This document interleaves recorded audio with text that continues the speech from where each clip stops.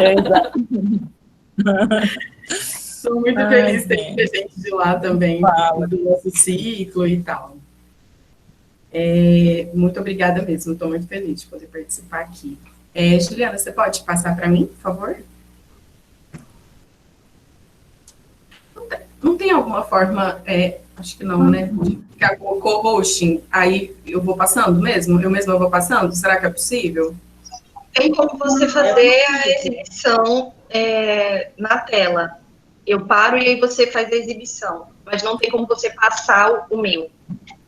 Ah, entendi. Não, tudo bem, eu vou te pedindo então para passar, não tem problema. Sem problemas. Bom, primeiro vamos começar pensando em como a saúde da população negra era vista no período da escravidão. Eu acho importante a gente tentar agora aqui contextualizar essa saúde da população negra para a gente entender algumas coisas que estão perpassando na nossa realidade agora. Essa realidade sempre foi vista numa perspectiva secundária. A população negra escravizada era vista como a principal causa de todos os males físicos e morais, e eram direcionados manuais de saúde aos senhores dos escravizados, pensando em conselhos higiênicos na disposição da forma como essas pessoas eram colocadas nas fazendas, enfim, nos engenhos, nessas situações de moradia, como forma de sanar esses males físicos, e a religião que era vista como uma possibilidade de higiene moral dessa população. A saúde da mulher negra e também dos homens negros dos escravizados, era vista quando, de alguma forma, essas pessoas iriam impactar na casa grande, vamos dizer assim. Então, quando a gente tem, por exemplo, as criadas, entre aspas, as criadas de casa, quando a gente tem, por exemplo, o caso das amas de leite, a gente chamava de ama de leite, mas o que a gente define agora é que é uma amamentação mercenária, uma extorsão, como dizer assim, dessas mulheres negras.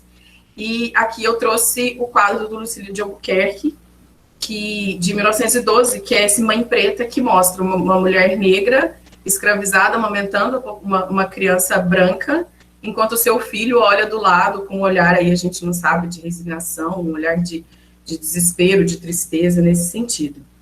A população negra escravizada também era delegada não os cuidados biomédicos, vamos dizer assim, mas era delegada a uma medicina dita como tradicional, uma medicina africana, com os curandeiros, com as parteiras, nesse sentido, mas sempre visto como um conhecimento não científico, como um conhecimento aí não validado, né? Pode passar, por favor. Quando a gente tem um cenário aí do pós-abolição, que foi a falácia, né, da Lei Áurea, porque essa população negra foi colocada inserida na sociedade sem nenhuma política de inserção social desses indivíduos, então configurou uma marginalização da população negra muito grande. E além dessa dificuldade de inserção social dos negros, a gente tinha alguns direcionamentos estatais, algumas orientações e leis que impediam o acesso dessa população. Então, a gente tem, por exemplo, a Lei de Terras, que impedia a aquisição de terras e propriedades da população negra, que essa lei, inclusive, é anterior à Lei Áurea, de 1888, e a gente tem a proibição dos negros nas escolas, que eram medidas mais dos estados, das províncias, mas que impedia esse acesso aos espaços escolares, e é algo que a gente pode ver refletido até hoje. Quando a gente pensa, por exemplo, que a taxa de analfabetismo na população negra é muito maior do que na população branca. E quanto maior o nível de ensino, menor a representação dos grupos étnicos da população negra nesses espaços escolares, nesses espaços acadêmicos. A gente pode pensar aqui também que a teoria da época, as teorias raciais aqui, eu trago a ideia do Nina Rodrigues, que era um médico maranhense, que afirmava que os negros tinham uma propensão natural ao crime e que tanto os negros quanto os indígenas precisavam de um código penal distinto do restante da população, da elite branca, porque existia aí uma agressividade natural. Essas pessoas tinham que ser julgadas de uma forma diferente. Indiretamente, hoje, a gente também vê isso, essa criação desse estereótipo do negro como agressivo, em todos esses aspectos que a gente vê hoje, a marginalização, principalmente do homem negro nesse sentido, a gente vê como reflexo nas penitenciárias e a expressiva representação dessa população negra nesses espaços. As teorias de branqueamento da época também eram um reflexo das políticas de governo, na tentativa assim que se existia de clarear a população brasileira. Um exemplo disso eram os incentivos que o governo dava para os imigrantes europeus virem para cá. Eu brinco que o desespero para clarear a população era tão grande, porque a população branca, aqui a gente tem uma teoria colonial ainda, pensando, a população branca seria o sinônimo do progresso, seria o sinônimo da pureza da nação. Então, nesse desespero para clarear a população, o médico João Batista de Lacerda foi convidado e foi ao Congresso Universal das Raças, em 1911, promovido pela Organização das Nações Unidas, e ele dizia que em 100 anos, ou 3 gerações, não haveria mais a população negra no Brasil, que seria uma população extinta, você faria parte apenas do passado do nosso país. Essa representação dessa teoria vem muito desse quadro, que eu gosto sempre de colocar, do Modesto Brocos, de 1895, chamada Redenção de Cã, e ele explica muitas teorias raciais dessa época, essa perspectiva principalmente do João Batista de Lacerda em afirmar que essa população seria extinta. Então, a gente tem, o quadro se chama Redenção de Cã por pensar que o Cã era o último filho escravizado de Noé e tal. Então, a gente tem uma avó escravizada com uma filha, fruto de uma miscigenação, com um genro branco, gerando um descendente, gerando uma criança, aos olhos, ao preconceito de marca, vista como branca, né? Pode passar, por favor. Pensando um pouco nesse histórico da saúde no Brasil, pensando além desse cenário pós-abolição, a gente tem aí, em 1900 a 1920, um pacote de reformas muito grande, umas reformas urbanas, sanitárias, mais focadas aqui nos grandes centros urbanos, pelo intenso processo de industrialização, crescimento populacional, e esse crescimento foi desmedido e sem preocupações sanitárias, vamos colocar assim. Aqui a gente pode falar também que a população negra recém-liberta, entre aspas, era geralmente marginalizada desses centros, formando os bairros mais periféricos das grandes cidades. E essas situações, esses bairros periféricos eram considerados aí um antro de doenças, enfim, nesse sentido, por não haver preocupações nesse sentido. Aqui, nesse mesmo pacote de reforma, a gente tem um processo de adoecimento muito ligado à condição financeira. Então, a elite branca, com poder aquisitivo, com posses, como se diria na época, ela vem aí com acesso aos médicos, com acesso aos medicamentos e todos os recursos que podiam existir na época, enquanto a população pobre, a população recém-liberta, a população negra, ficava delegada aí às Santas Casas de Misericórdia, que também não tinham lá grandes recursos, e também aos curandeiros, aos sangradores, que era uma prática feita muito pelos barbeiros e pelas parteiras, que representava aí como se fosse um conjunto de, vamos dizer, de medicinas africanas que eram acessíveis à população de baixa renda, né? Tudo isso aqui a gente vê, a saúde passa a ser uma questão muito grande no Brasil, porque a visão que se tinha do Brasil era que era a imagem de um país doente. Então, um antro de doenças, com pouca higiene, com transmissão, enfim. O que se passa a pensar aqui agora é num processo de revitalização do país, pensando que uma população saudável é a base para a mão de obra produtiva. Então, a gente vem aí com essa perspectiva de mudar o foco para o desenvolvimento do país, pensando nessa saúde dessa população.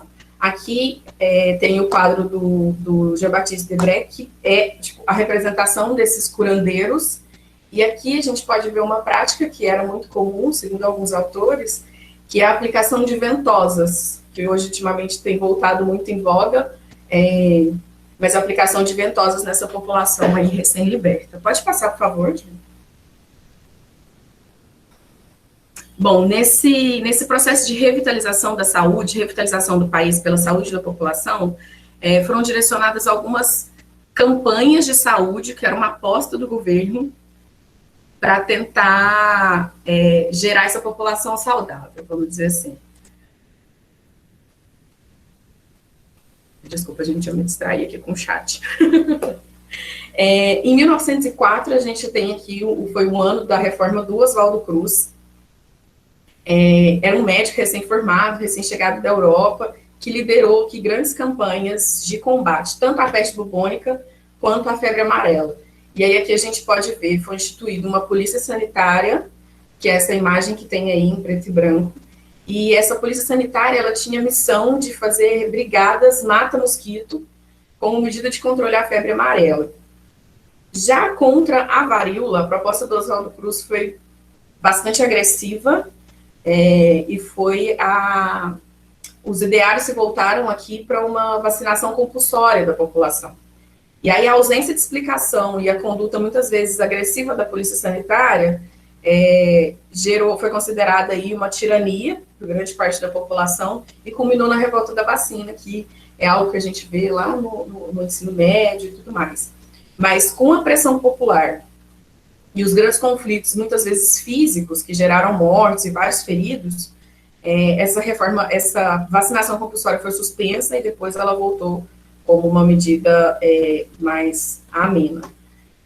Em 1909, a gente tem aqui o Carlos Chagas, que consegue decifrar o processo o ciclo do trypanossomo cruzi, da doença de Chagas, que leva o nome dele, o que aumenta ainda mais a preocupação com essas condições sanitárias da população e principalmente com a população que não tinha acesso a serviços de saúde. Então, essa população que não tinha acesso, a gente considera que a população negra, pobre, que seguia em condições precárias de moradia, de trabalho, de subsistência. Pode passar, por favor. Aí aqui, a gente tem aqui pela iniciativa dos trabalhadores fabris, cria-se aqui a Caixa de Aposentadorias e Pensões, como uma garantia em caso de acidentes, de afastamento por doença e aposentadorias. Foi importante essa criação da Lei Eloy Chaves, porque em 1932, aqui, já na era Vargas, existe uma ampliação desses CAPs, das Caixas de Aposentadoria e Pensão, por uma grande pressão popular. Então, formam-se os IAPs, que eram os Institutos de Aposentadorias e Pensão. Tinha mais ou menos a mesma função dos CAPs, das Caixas de Aposentadoria, mas o que se tinha aqui era um grande desvio de verba, e ainda assim o atendimento à saúde, essa assistência, não chegava a toda a população. E aí aqui dando um salto, para a gente também não se estender tanto.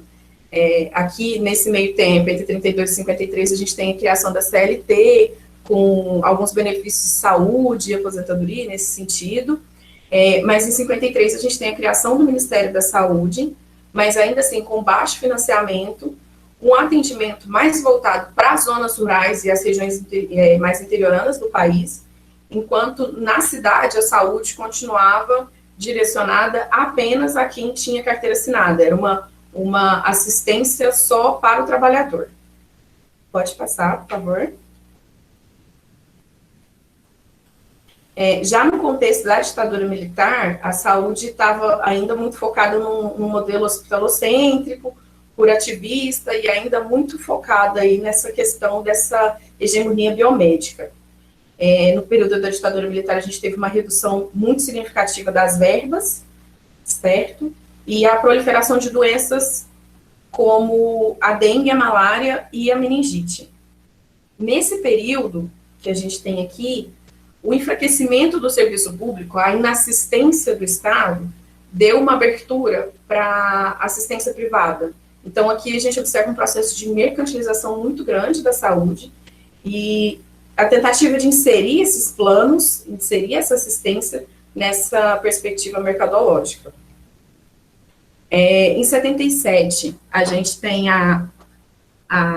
a Assembleia Mundial da Saúde, em 77, que aí aqui, promovida pela Organização das Nações Unidas, de novo, mas com uma forte influência dos países europeus e seus governos social-democrata, se propõe um lema, que a saúde, o lema é saúde para todos no ano 2000. Então, a gente teria aí 30 anos para fazer essas reformas e essas mudanças, de forma que a saúde, no ano de 2000, seria de acesso a todas as populações e todos os grupos. Nesse mesmo bojo, com essas influências dos organismos internacionais, a gente tem a Conferência Internacional sobre Cuidados Primários e Saúde, que é conhecido como a Conferência de Alma-Ata, que é agora não me lembro mais o país que é atualmente. Ela definia que a saúde, essa declaração de Alma-Ata, definia que a saúde como um direito e o papel do Estado na garantia desse direito. Também colocava um importante papel da atenção primária na prevenção de doenças, na promoção de saúde das populações. Pode passar, por favor. Nesse contexto que a gente tem a insatisfação popular, aliada às definições internacionais, como eu já disse, alguns direcionamentos da Organização das Nações Unidas e tudo mais, a gente define aqui uma crise da saúde no Brasil, ampliada também pela ineficácia do Estado, então, ditatorial, nesse processo de garantia de acesso. Aqui também o abismo das desigualdades sociais ampliavam, e aí a gente tem aqui uma crise da saúde como a gente tem hoje, onde alguns grupos, a população negra, como a gente está analisando aqui, se encontrando numa situação de imensa desvantagem, por exemplo, como a gente vê a pandemia do coronavírus. Então, aqui, esse abismo dessas desigualdades precisava de uma alternativa para essa situação, mas com um grande senso de justiça social, para tentar acessar a todos de uma forma mais igualitária. Pode passar, por favor.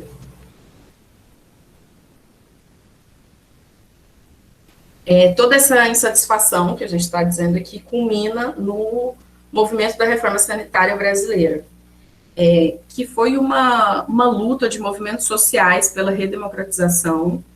Esse movimento pode ser definido aí como um conjunto de ideias e transformações direcionadas à saúde, pensando principalmente na construção de alternativas aos problemas que já vinham assolando a sociedade nesse sentido.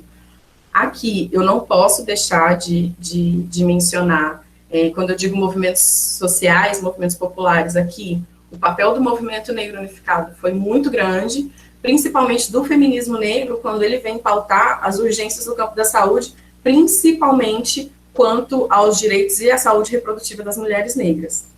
Dentro de todo esse cenário que a gente tem da reforma sanitária, 3 grandes questões eram colocadas como centrais nessa discussão, que era a saúde como obrigação do Estado, como a gente viu na Declaração de Alma-Ata, o impacto das condições socioeconômicas na saúde, e que as medidas de proteção à saúde deveriam não ser mais só médicas, mas também tinha que ter alguma medida de proteção social para assistir toda a população de uma forma igualitária. Pode passar, por favor.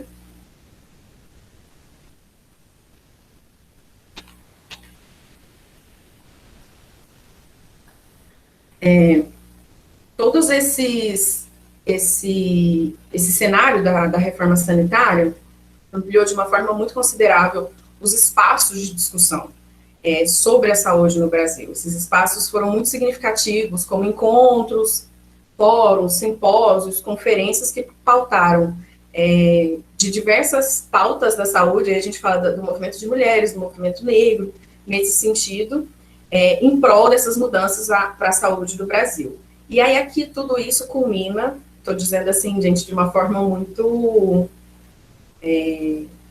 simplista, tá? Mas aqui todos os caminhos convergem para a 8ª Conferência Nacional de Saúde. E aí aqui, foi 86, e aí aqui é importante a gente colocar o Sérgio Arouca como uma grande personalidade desse processo de reforma sanitária do Brasil, desse processo de redemocratização da saúde, e ele coloca, na abertura dessa conferência, ele coloca o lema que democracia é saúde, e ele pede ele considera como convidados de honra dessa conferência, não as instituições, não os médicos ou os enfermeiros, mas ele coloca como convidados de honra a organização civil organizada nesse processo de validação dessa conferência. Os relatórios e os documentos gerados por essa 8ª Conferência Nacional de Saúde foram aí a base para a Constituição, para o capítulo de saúde da Constituição Cidadã de 88, e também a base para a consolidação do SUS, tal como a gente vê hoje. Aqui a gente tem a saúde como direito, a reformulação desse sistema nacional, pensando um maior acesso da população, uma universalidade nesse sentido, e a gente também tem a discussão sobre o financiamento do setor que já vinha em crise, com desvio de verbas e todas essas questões. Aqui eu gosto muito da definição das autoras Souto e Oliveira, são duas professoras lá da INSP, da Fiocruz, e elas alinham muito essa questão da reforma sanitária com o pensamento pós-abissal e a ecologia dos saberes. Eu posso indicar depois o texto para quem tiver interesse, é muito, muito interessante, e ela traz aqui a reforma sanitária sobre 3 dimensões. A gente tem a primeira, que é a dimensão civilizatória, que trata a saúde como um direito universal, mas pensando que essa perspectiva é contra-hegemônica e que se distancia dos ideários aí das agências internacionais, como o Banco Mundial e o FMI. Quanto à perspectiva, a dimensão democrática participativa, a gente tem aqui a ampla participação popular, considerada aí a participação desses movimentos na construção e a consolidação desse direito na Constituição Federal, e no campo epistemológico, a criação do campo da saúde coletiva, em uma perspectiva e uma possibilidade de justiça cognitiva e também ecologia dos saberes. Pode passar, por favor, Juliana.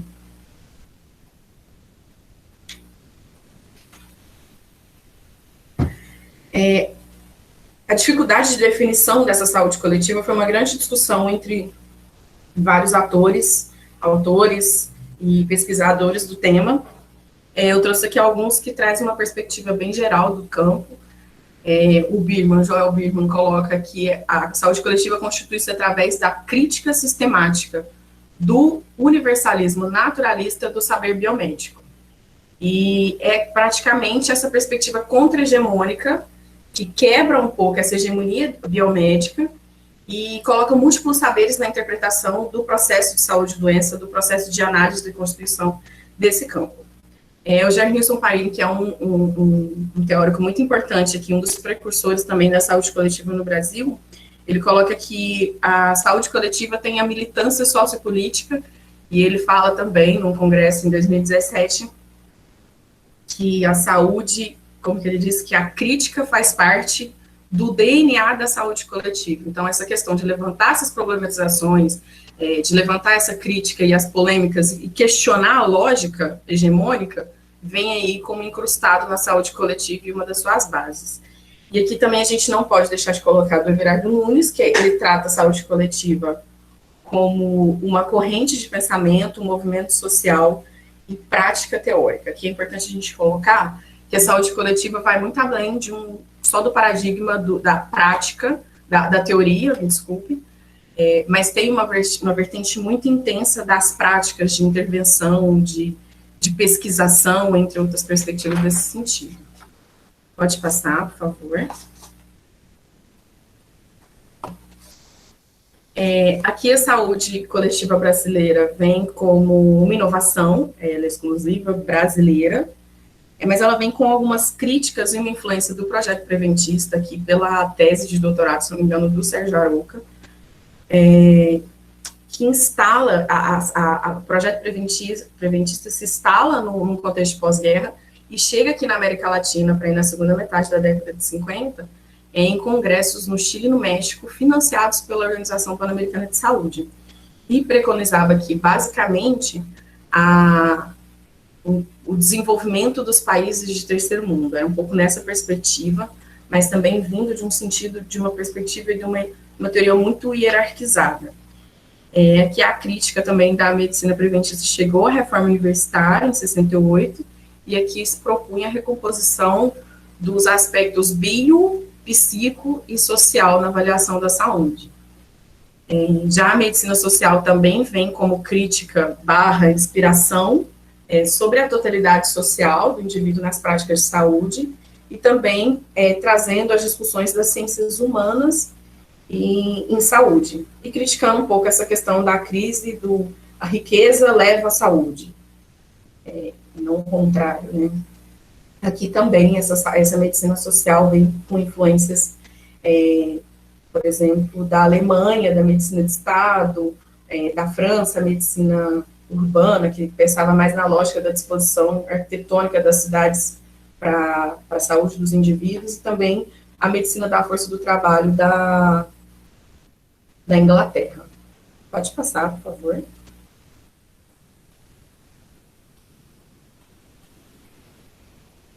Aqui, a saúde coletiva, hoje, como a gente vê, ela tem três grandes perspectivas, três grandes eixos, vamos dizer assim.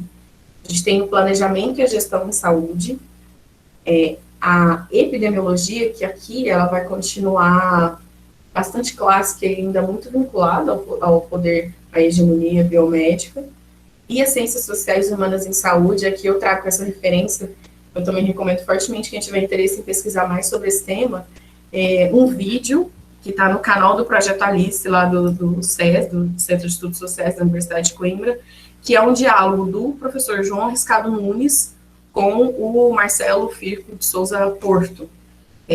Os dois são professores das duas instituições, tanto do SES quanto da Fiocruz.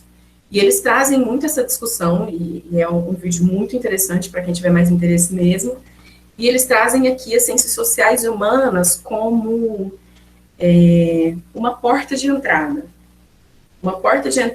dos outros saberes, e aí a gente traz das outras lógicas de pensamento sobre saúde. A gente traz aqui as ciências sociais como essa porta de entrada, mas também essa porta de entrada valida ou invalida esses saberes. Muito importante a gente pensar sempre nessa lógica.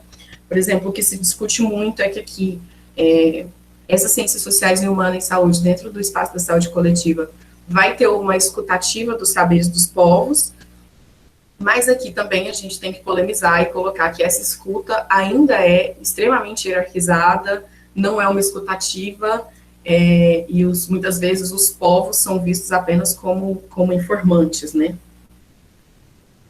Os dois também dialogam muito nesse sentido com os oprimidos do Paulo Freire e a importância da educação popular nesse processo de redemocratização de todo o processo da saúde em si. Pode passar, por favor, Juliana. E não dá para falar da saúde coletiva sem falar do SUS. A gente falou a consolidação do SUS, mas ele é lindo. Eu sou uma pessoa completamente apaixonada pelo nosso Sistema Único de Saúde, ele é referência mundial como sistema, ele foi instituído lá na Constituição de 88, como a gente viu, e ele traz aqui uma visão ampla do sentido de saúde. Não é só a ausência de doenças, mas ela também, essa saúde, preconiza aí o bem-estar físico, psíquico e social desses indivíduos para uma completude dessa saúde, vamos dizer assim.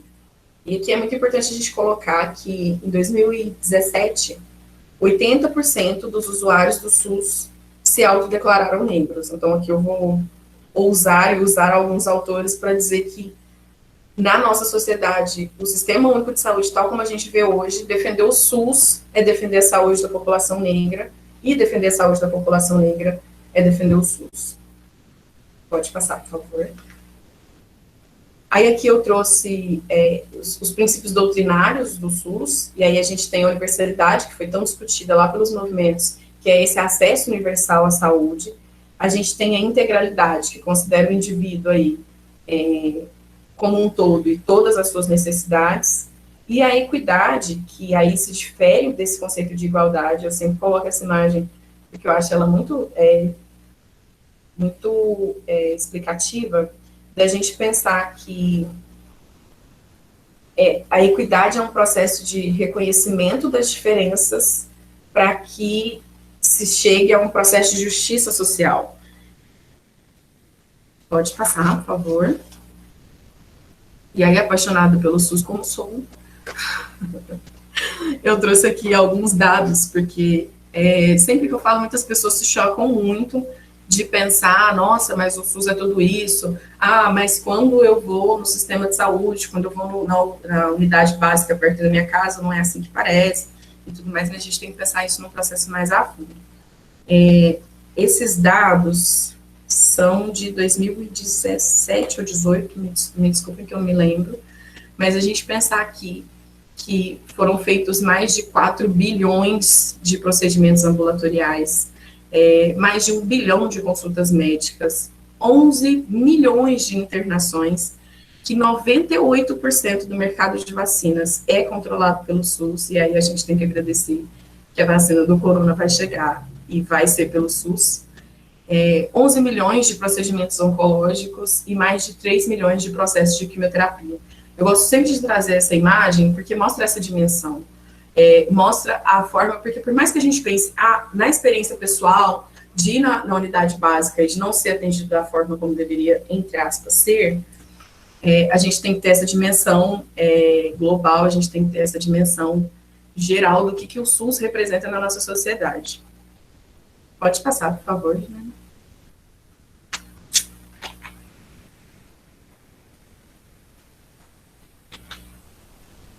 Apaixonadas no SUS como sou, eu trago aqui essa referência. É uma plataforma também da Fiocruz, que se chama Pense SUS, pensesus.org, ou algo assim, se jogar Pense SUS nas plataformas, vocês vão encontrar. E ela traz todos esses conceitos, todas essas referências importantes conceituais para a gente entender, para a gente reconhecer e para a gente valorizar o SUS na nossa sociedade. Pode passar, por favor. E aqui eu trago uma tentativa do SUS de trazer esses outros saberes para um acesso mais direto da população, que são as práticas integrativas e complementares em saúde. Foi instituída em 2006 essa política nacional das PICs, e elas rompem com essa monocultura da biomedicina, e em 2017, 18, se representou aí 28 modalidades dessas PICs, e aí a gente tem aromaterapia, ventosoterapia, reflexologia, reiki, só que também a gente tem que questionar aqui que isso também não é de ampla divulgação e de amplo acesso a toda a população assistida pelo Sistema Único de Saúde. Pode passar, por favor. Mas aqui a gente também tem que reconhecer que são práticas extremamente plurais, né? E aqui eu trago Guimarães e os colaboradores, que aqui também inclui nesse artigo super recente desse ano, o professor João Riscado Nunes, e ele traz essas PICs como uma grande contribuição, e aí eles trazem aqui o exemplo da terapia comunitária integrativa, que promovem aí um aumento da autoestima dos pacientes, um espaço de empoderamento, um espaço de compartilhamento de experiências e também um apoio emocional e solidariedade. Quando a gente pensa, por exemplo, lá na UBSF do seu bairro, que tem um grupo de diabéticos. Esses grupos têm que ser reconhecidos como espaços promotores de saúde. Quando a gente pensa também, e eu vou um pouco para a minha área de pesquisa, eu trabalho com associações de pacientes com a doença falciforme, aqui é importante a gente considerar também as associações de pacientes como espaços promotores de saúde. Esse processo, esse empoderamento dos indivíduos é muito relevante, principalmente para a gente pensar no autoconhecimento, e aí a gente pensar que um indivíduo empoderado, que conhece seu próprio corpo, ele vai fugir um pouco desses processos de prescrições médicas, vai fugir dessa lógica biomédica e vai pensar sempre na promoção e na prevenção da saúde. Na prevenção de doença e promoção da saúde, desculpa. E aí aqui eu trago essa frase desse artigo, que é a insuficiência do financiamento na formação e na pesquisa em PICs, bem como a pouca ou não legitimação e institucionalização de determinadas práticas integrativas, revelam outros modos de colonialismo do poder no sistema público de saúde, sendo necessárias novas análises e reflexões. Aqui é o que a gente falou um pouco mais cedo aqui, alguns slides anteriores, da gente pensar que o sistema público de saúde, ali a gente fala, ali o professor João Riscado Nunes coloca as ciências sociais e humanas como a porta de entrada, mas essa porta de entrada também vai julgar o que é legítimo e o que não é, o que é científico e o que não é. E aí, esse processo também é considerado aí uma forma de imposição de poder, do saber poder e da produção de conhecimento, como a gente viu anteriormente. E aí a gente reflete aqui se nada mudou nesse sentido. Pode passar, por favor. E a população negra? Que é a pauta aqui, né? Então, se a gente pensar toda essa instituição que a gente coloca, a porcentagem da população negra que é mais expressiva enquanto assistidos pelo SUS, essa população negra encontra um SUS de braços abertos, como essa campanha do Ministério da Saúde? Pode passar, por favor. A gente não encontra. Então, eu trouxe aqui um conjunto de frases de uma pesquisa de 2007 que traz, assim, trechos de entrevistas que são bem marcantes. E eu gosto muito de trazer essas frases, porque muitas vezes a gente também fica ali no ideário, acontece racismo institucional, tá aí, mas a gente não consegue ver na prática o que acontece com essas pessoas. Quando, por exemplo, uma mulher de 48 anos coloca, comigo, a ginecologista não quis me examinar, e eu disse que estava com corrimento e coceira. Aqui a gente tem um estereótipo de que o corpo negro não merece ser tocado, que o corpo negro é sujo e que não merece tanta atenção nesse sentido. Esses estereótipos perpetuados aqui vêm muito das lógicas coloniais, colonialistas que a gente viu lá atrás, que traz essa saúde da população negra sempre com caráter secundário, né?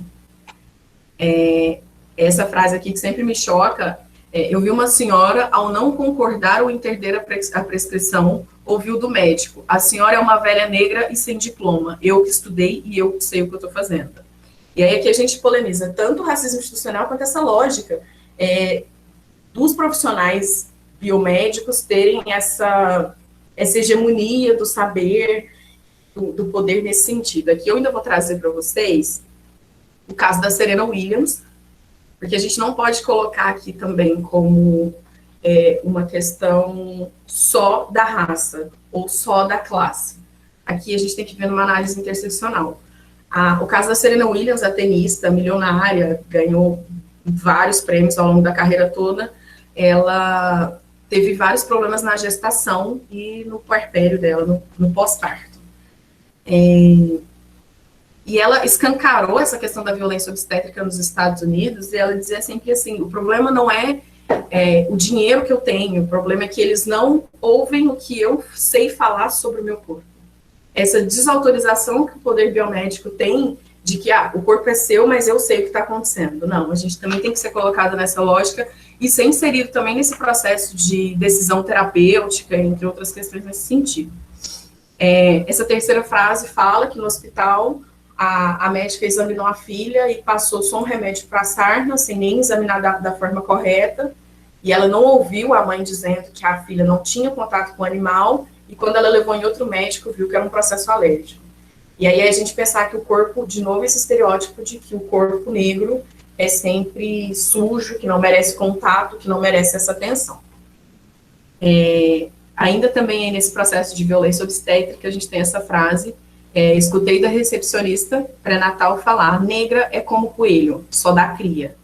E aí aqui a gente tem essa questão da violência obstétrica, daria uma outra fala de para ir 2, 3 horas, quando a gente pensa, por exemplo, que as mulheres negras são as que menos recebem anestesia nos procedimentos de parto, como a episiotomia, por exemplo. As mulheres negras são as que têm uma maior peregrinação entre as várias instituições de saúde para encontrar um lugar para realizar o parto. Enfim, entre diversas outras questões que talvez eu não tenha muito tempo de aprofundar aqui, mas a gente pode falar depois. Essa outra frase traz um estereótipo que... Bom, a frase é: rapaz, um negão desse tamanho sentindo dor. E aí aqui a gente traz a questão da masculinidade negra, que é muito forte, que o homem negro, ele tem... A mulher negra já tem que aguentar tudo, mas o homem negro, fisicamente, ele tem que ser extremamente forte. ele tem que ser extremamente resistente e onde aí não cabe espaço para dor pelo tamanho, pela constituição física desse grupo. Os médicos atendem de uma forma diferente os infratores negros e brancos, e é aqui um agente educacional da FEBEM, e ele traz aqui essa questão do encarceramento em massa da população negra, e mesmo a forma desse atendimento da saúde dessa população encarcerada, que é completamente diferenciada dentro do sistema, os infratores brancos e os infratores negros. E aqui essa última frase traz aí uma outra dimensão desse processo, desse racismo institucional, desse viés racial implícito, que é a usuária não quis que a auxiliar de enfermagem negra aplicasse a vacina em seus filhos. Então, também, quando essa população negra consegue aceder a determinados espaços de, vou dizer aqui, de poder, um espaço que confere a ela alguma questão, a população assistida também tem um processo de recusa aí muito grande. Pode passar, por favor. E aí aqui a gente tem o racismo institucional, que é o reflexo desse viés racial implícito que a gente viu. O viés racial implícito aqui vem como algumas verdades universais tidas a nível de estereótipo, de posição de estereótipo individual, e o reflexo disso é o racismo institucional. E aí aqui entra um pouco o texto que eu sugeri para vocês, da Jurema Werneck. Recomendo aqui também fortemente que todo mundo que tiver interesse nessa área, que leia esse texto. Esse texto é extremamente elucidativo em relação a várias questões sobre a saúde da população negra e o racismo institucional que é enfrentado por essa população. E aí aqui a Jurema Werneck usa uma frase do Stockley Carmichael, que daí vem lá dos Panteras Negras, né? E ele coloca essa definição de racismo institucional como o fracasso das instituições e organizações em prover um serviço profissional e adequado às pessoas em virtude da sua cor, cultura ou origem étnico-racial. E aqui é importante a gente polemizar a importância de profissionais de saúde capazes, aptos de fato, a diagnosticar, a identificar, a questionar essas situações de racismo, e com essa identificação, com esse diagnóstico, aí sim vai ter um papel crucial na luta contra o racismo institucional. Pode passar, por favor.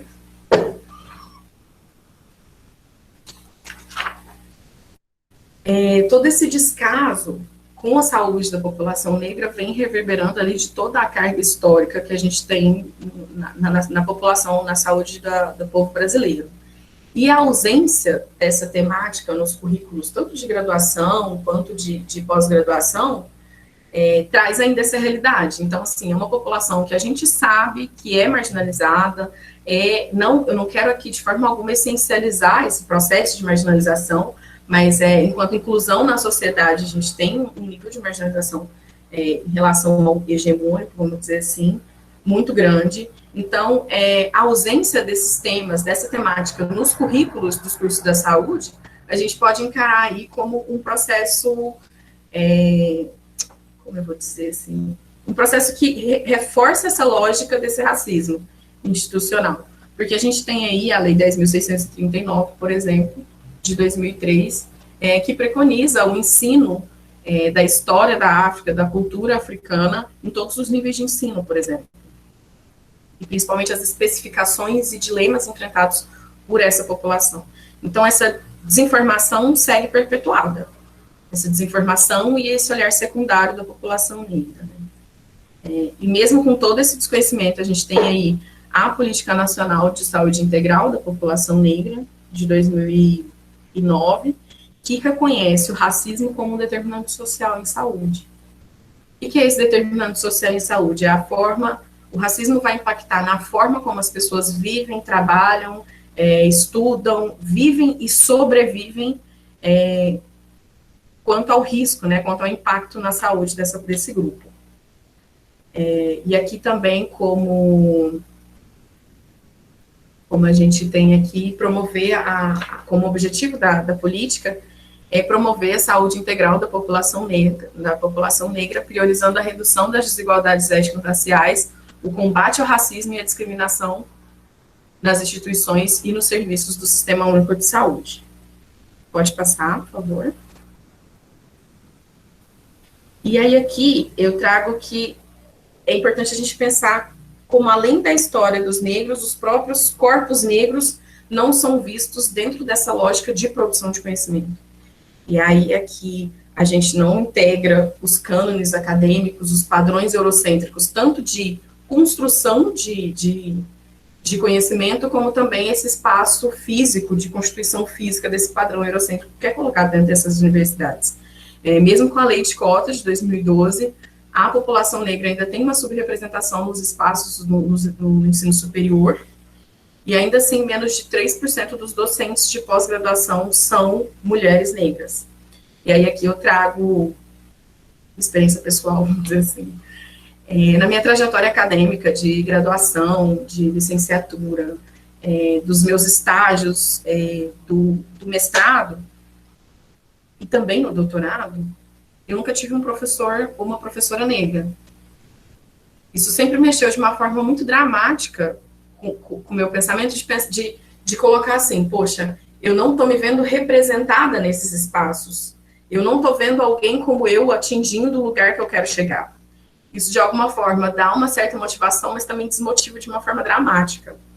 Então, eu parti ali dentro da Fiocruz, mas parti ali para uma disciplina da UERJ, com a Giovana Xavier, e ela publicou esse livro ano passado, que eu recomendo fortemente, eu adoro essa expressão, recomendo fortemente.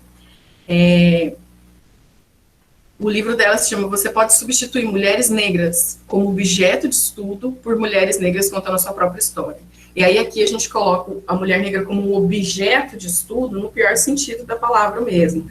É como um objeto, como um informante, como uma peça que vai me ajudar a pegar um título. Não, a gente tem que tentar colocar isso e fugir dessa lógica dos entrevistados como informantes e garantir também que essas pessoas sejam protagonistas desse processo de construção de conhecimento. A gente não pode se apropriar dessa forma de uma fala de uma pessoa sobre um determinado tema e traduzir isso para a academia e esse conhecimento ficar só ali. Eu acho que é muito importante a gente dinamizar esses espaços e essa produção, essa lógica de produção mesmo. E aí aqui, algo que eu sempre digo e tento colocar de uma forma muito pautada mesmo, tanto na minha escrita como em todos os setores, é usar sempre as mulheres negras como referência. E aí eu tenho, tanto na escrita quanto na vida pessoal, de ver esses espaços, essa representatividade, quanto isso é importante. E aí aqui também eu coloco como isso é importante para minha consolidação e das que vão vir depois de mim. Pode passar, por favor? E aí aqui eu trago uma frase da Nilma Lino, que foi a primeira reitora negra de uma universidade federal, em 2009. Essa frase está no livro do Boaventura. Ela tem um capítulo ali que fala sobre as intelectuais negras e a produção de conhecimento na realidade, no contexto brasileiro. E ela diz, abre aspas, a inserção dos negros e negras no campo da pesquisa científica e da produção de conhecimento, não mais como objetos de estudo, mas como sujeitos que podem e produzem conhecimento, faz parte da história das lutas sociais em prol do direito à educação e ao conhecimento, assim como da luta pela superação do racismo. Pode passar, por favor? Muito obrigada. Espero não ter passado o tempo. E aí segue meu e-mail, quem quiser entrar em contato, tiver alguma dúvida que não dê tempo da gente discutir aqui, fiquem à vontade nesse sentido. E é o Winnie Samanu em todas as redes sociais. Queria agradecer, então, a professora Winnie, minha amiga querida, pela excelente apresentação. Tinha certeza que você ia falar brilhantemente de um assunto tão delicado, né, que é a questão da saúde da população negra e como que ela está inserida dentro do Sistema Único de Saúde. Nós temos algumas questões e pontuações que foram feitas pelos alunos mestrados, que foi enviado para o meu e-mail e foi enviado para o WhatsApp da Juliana. Juliana, que vai ser a mediadora a partir de agora, ela vai informar de que forma que vai seguir a apresentação, a palestra, a partir de agora, e quem tiver também alguma questão, algum comentário, pode postar aqui, ou então se inscrever. A Juliana vai informar para todos e para todas, e no final, então, a Gabriela vai fazer uma apresentação artística. Então, a palavra é para você, Juliana. Muito obrigada mais uma vez, Wina. Bom dia, gente. Para quem eu ainda não cumprimentei, agradecer a presença da professora Winnie, a discussão foi realmente riquíssima, e não se preocupe com o tempo, que você foi bem pontual. Bom, a professora Ângela me passou as perguntas aqui pelo WhatsApp, e, na verdade, as perguntas enviadas, elas já compõem, elas já praticamente fecham os 2 blocos. Eu vou passar a palavra para que vocês, se vocês quiserem fazer as suas próprias perguntas, e vou seguir a ordem das mensagens que a professora Ângela Brito enviou. Novamente, vou lembrar que Jamile já passou o link da lista de presença, lembrar vocês de preencher a lista de presença, e ela só fica disponível durante a nossa aula. Lembrar também que na próxima semana a gente tem a presença da professora Marília Veríssimo, dia 22, e o link, gente, vai ser esse mesmo daqui. Eu vou apresentar rapidamente a imagem.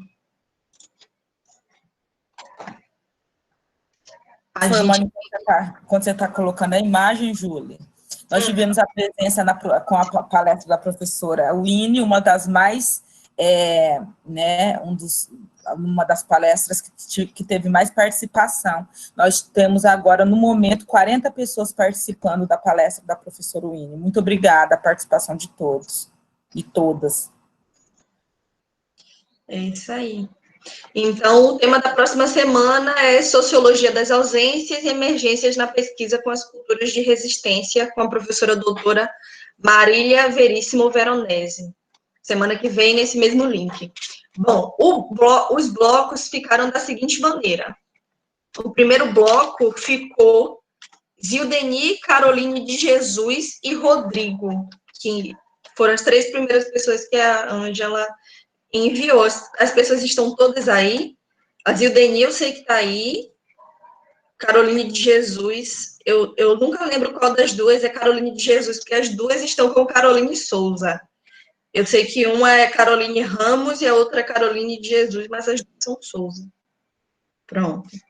Caroline Ramos de Jesus. E o Rodrigo, que eu acho que é o Rodrigo Queiroz. Vou passar a palavra, então, para nessa ordem, tá, gente? Zildeni, Caroline de Jesus e Rodrigo. Vou pedir para vocês utilizarem um tempo de 3 minutos, por favor. Não mais do que 3 minutos, para representar o que vocês mandaram. Ok, bom dia a todas e todos.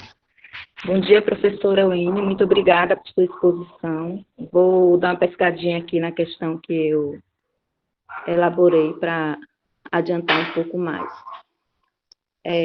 No artigo sobre racismo institucional, né, que a professora compartilhou com a gente, sobre saúde da população negra, de Jurema Werneck, a autora destaca que a epistemologia dominante ainda aparece como hegemônica na produção do conhecimento na área de saúde, e aponta também a escassez de pesquisa sobre a saúde da mulher negra.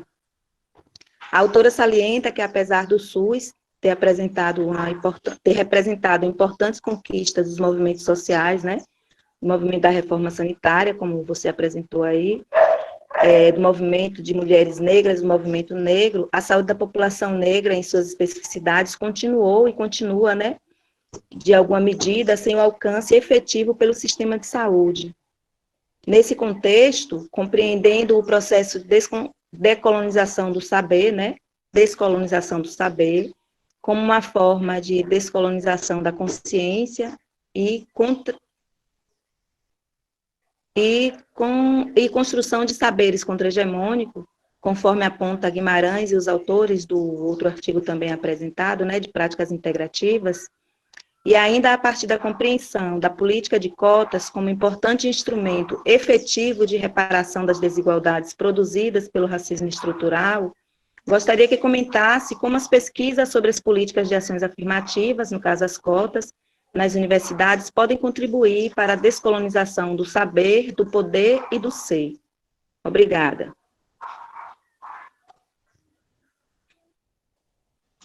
Caroline de Jesus?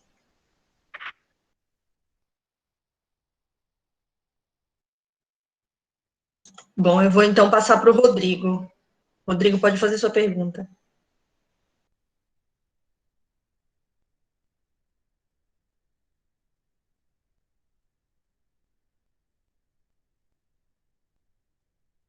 Ok, Rodrigo está com um problema no áudio dele. Eu vou fazer a leitura. Vou localizar aqui. Olá, professora Winnie, bom dia. Sou Rodrigo, sou assistente social em uma cidade do Recôncavo da Bahia, um território atravessado por uma herança fortemente colonial, com famílias latifundiárias, repaginações da escravidão, a centralidade da Igreja Católica e a dominação política de famílias brancas e privilegiadas economicamente. Um município que materializa de maneira extremamente desvelada o racismo, e onde a maior parte da população inserida em um contexto de pobreza ou extrema pobreza é negra. População que acessa em constância o CRAS onde atua.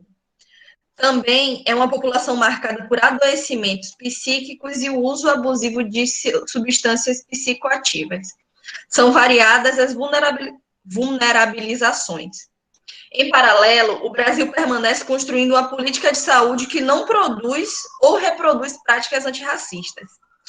Gostaria de ouvir um pouco mais sobre como garantir o cuidado dos corpos de pessoas negras diante do racismo institucional na política de saúde e o cuidado das mentes, pontuando sobre a política de atenção psicossocial e como essa realiza o acompanhamento de pessoas negras.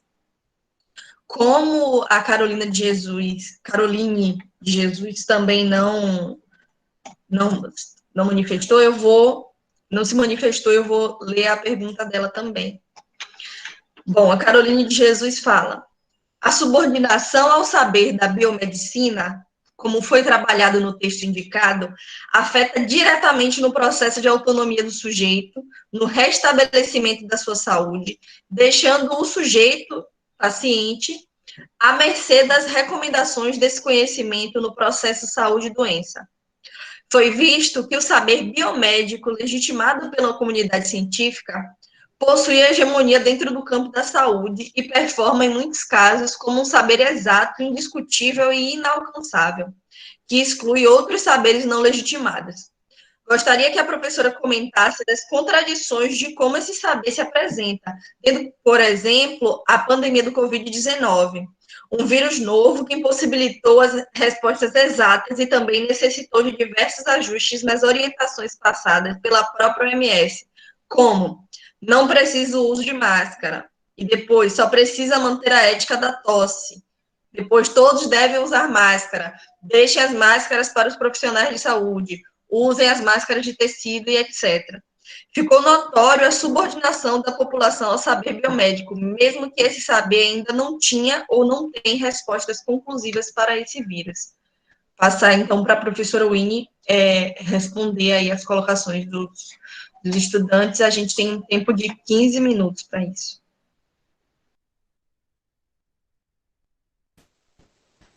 Gente, muito obrigada pelas perguntas. Eu fico sempre um pouco perdida quando faz por bloco de perguntas, mas eu vou tentar responder todas, tá? Tudo aqui que está passando. Muito obrigada, Sudeni, pela pergunta. E aqui você se levanta como as pesquisas, e aí vocês me dão um ok, tá, gente? Para ver se eu estou no caminho certo aí das questões. Como as pesquisas sobre as cotas descolonizam essa produção do saber dentro desse contexto de população negra. Vamos pensar assim, o texto da Jurema, ele é considerado bastante recente, de 2016, mas eu quero considerar aqui que uma coisa que eu considero fortemente é que a lei de cotas, a lei de 2012, como a gente falou, ela não teve uma representação ainda, um impacto muito grande nos cursos de pós-graduação. Mas esse impacto na graduação é muito grande, e também é muito interessante a gente ver a produção de teses nesse sentido, a produção das monografias e das dissertações nesses outros espaços, não só na pós-graduação, mas pensar nas monografias. Eu acho que a gente vem aqui agora numa produção de conhecimento muito grande. Eu acho que depois dessa política de cotas, por mais que alguns autores dizem que não teve essa diferença tão grande, a gente tem a população negra inserida nesse processo de formação de conhecimento. E esse conhecimento produzido é diferenciado. Então, eu acho que todas essas produções em relação às políticas de cotas devem ser muito valorizadas, principalmente para mostrar esse caminho e mostrar aí o que é esse processo de construção de conhecimento antes do sistema de cotas e depois desse sistema, por exemplo. A gente pensar que a gente também não pode essencializar isso, também isso parte até de um certo preconceito que todas as pessoas negras que vão entrar na universidade vão abordar temas e vão abordar o racismo, não nesse sentido, mas existe uma produção aí significativamente diferente desse poder, dessa hegemonia da academia, principalmente do homem branco, eurocêntrico, nessa perspectiva. Espero ter respondido assim, mas eu acho que são pesquisas extremamente válidas que devem ser cada vez mais concretizadas para a gente ter esse antes e depois desse sistema de cotas, que também a efetividade dele também não é tão grande, um prazo muito grande, né, até agora, mas a gente pensar nesse antes e depois para incentivar cada vez mais esse processo dessas políticas afirmativas.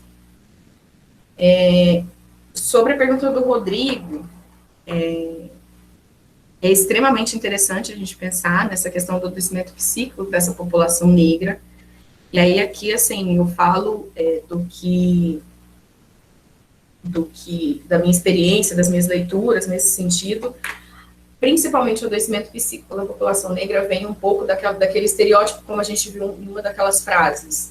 Mas, rapaz, um negão desse tamanho, sentindo dor. E aí entra muito nesse sentido a questão da depressão, por exemplo. A depressão, por muitos anos, teve um tabu ali nessa população negra, que a depressão é coisa de rico, eu não tenho tempo para ter depressão, ou qualquer outro sofrimento psíquico. E muitas vezes essa depressão era direcionada aí para substâncias psicoativas, para um adoecimento psíquico, e a dependência química em alguns sentidos, né? A inserção também dessa população negra, esses espaços de vulnerabilidade social, também aponta aí para uma maior exposição, vamos dizer assim. Garantir essa atenção psicossocial da população negra é fundamental. Eu não me esqueço, logo no começo do meu doutorado, Rodrigo, numa fala lá, Instituto Fernando Silveira, da Fiocruz, essa discussão sobre racismo e saúde. Então, uma psicóloga do hospital disse, em alto e bom tom, ela disse, mas a psique não tem cor. E aí, aquilo me chocou de uma forma muito dramática, assim, da gente pensar, tipo, tá, não tem cor, mas o sofrimento dessa população é completamente diferenciado. E aí, aqui eu valorizo também as perspectivas e as novas literaturas, talvez nem tão novas assim, mas que agora que estão tomando... estão tendo mais visibilidade nesse sentido, de pensar a psicologia preta. Só que aí também é a gente tentar desconstruir dentro de um sistema único de saúde, dentro do CRAS, no Recôncavo Baiano, como você disse, contextualizando toda a sua área, toda a sua região, que tem essa forte elite branca brasileira, bem escravocrata ainda, né, aquele sentido assim, bem pejorativo da palavra, que eu conheço algumas cidades dessa região, a gente tentar desconstruir também no SUS para inserir essa psicologia preta. Então, isso se faz extremamente necessário e eu diria que até urgente, assim, em prol dessa saúde mental da população negra, principalmente agora também nesse cenário de pandemia. A terceira pergunta, da Caroline, que eu não sei se é de Jesus Ramos, fiquei um pouco confusa, mas Caroline, obrigada pela sua pergunta. Você diz aí da questão da autonomia dos sujeitos, do indiscutível poder saber biomédico, que vem aí com com as contradições nesse cenário que a gente tem, nesse cenário pandêmico aí do coronavírus. Põe máscara, tira máscara, não pode tossir, não pode ter contato, máximo de 5 pessoas, já pode, praia. A gente vive um setor aí de instabilidade, eu acho que isso é muito relevante para a gente também. Isso é um pouco perigoso que eu vou falar, mas para a gente desconstruir esse poder biomédico, essas imposições biomédicas, mas claro que sem colocar ninguém em risco, tá, gente? Mas a gente vê que o que é verdade hoje pode ser fake news amanhã. Então, a gente ter essa atenção e também serve um pouco para desconstruir esses profissionais que estão ali, vamos dizer, no topo dessa hierarquia, que se colocam como deuses porque passaram vários anos estudando, e essa questão toda, como até a gente viu também em uma daquelas frases, é a gente pensar que essa instabilidade que a gente tem hoje desestabiliza todo o sistema. É claro que a gente para aqui para pensar que em todas as desigualdades que estão sendo aí escancaradas pela pandemia, mas a gente pensa aí nessa reformulação desse cenário enquanto campo biomédico, e como ele também tem que ser discutido, tem que ser pautado, tem que ser problematizado em todos os âmbitos e todas as questões. Eu não sei se eu consegui responder todas as questões aí de vocês, fico muito feliz. Aí eu quero falar que não percam a aula de semana que vem, porque a Marília é incrível, viu, gente? Obrigada, Winnie. Vou passar para o segundo bloco de perguntas. A Caroline Ramos é a primeira. A que perguntou antes foi a Carolina de Jesus. A próxima é a Messi, ela pediu para eu ler a pergunta dela, e Jamile também pediu para eu ler a pergunta, então depois da Carolina eu volto. Bom dia, obrigada, Júlia. Essa coisa de várias Carolinas, né? As Carolinas estão povoando aqui. Então, eu sou Caroline Ramos, muito grata pela sua palestra, Winnie. Na verdade, enquanto você ia falando, eu já tinha mandado uma pergunta para a professora Ângela, que eu vou fazer, prometo fazer em cima dela, mas você me trouxe uma série de outras questões, porque eu sou aluna do doutorado do PPGNEM, na UFBA, e sou profissional da saúde também, sou docente. Então, enquanto você falava, eu me via, né, lá na minha atuação. Enfim, eu quero só, assim como o Júlio, também fazer a divulgação do simpósio, né? A gente está com um minicurso sobre capitalismo, colonialismo e cis-heteropatriarcado, a decolonialidade no combate à formação eurocentrada em serviço social. E um GT também, GT8, de diálogos decoloniais na formação acadêmica em serviço social na Bahia. Então, por favor, também se inscrevam. E se inscrevam, inclusive, no laboratório de pesquisa de graduação. Então, os alunos de graduação também podem se inscrever. A pergunta que eu encaminhei para a professora Ângela foi a seguinte. Sabemos que, apesar dos avanços no campo da saúde pública e da saúde coletiva no Brasil, a supremacia de uma cultura biomédica tem funcionado como um instrumento dificultador para a valorização das práticas integrativas, que busquem contemplar os vários aspectos que nos compõem enquanto sujeitos sociais, né, biopsicossociais, espirituais, entre outros. Nesse sentido, mesmo com o reconhecimento dessas práticas na política pública de saúde, os espaços onde essas práticas se efetivam ainda são percebidos como marginais e pouco valorizadas. Assim, para além dos questionamentos e propostas mencionadas por Maria Beatriz Guimarães e outros, quais as estratégias que você consegue visualizar para superar essa nossa incongruência territorial, considerando que o Brasil é um país de grandes possibilidades em virtude da sua construção cultural, também auxiliada por povos tradicionais, como indígenas e afrodescendentes, mas que, ao mesmo tempo, convivem com a perversa reprodução de um racismo que é estrutural, né? Como bem afirma a Jurema Werneck, que acaba com práticas que ousem questionar culturas que são eurocentradas, ou que não reiterem a dita ciência verdadeira pautada da biomedicina. Muito obrigada, eu quero dizer que você me representa.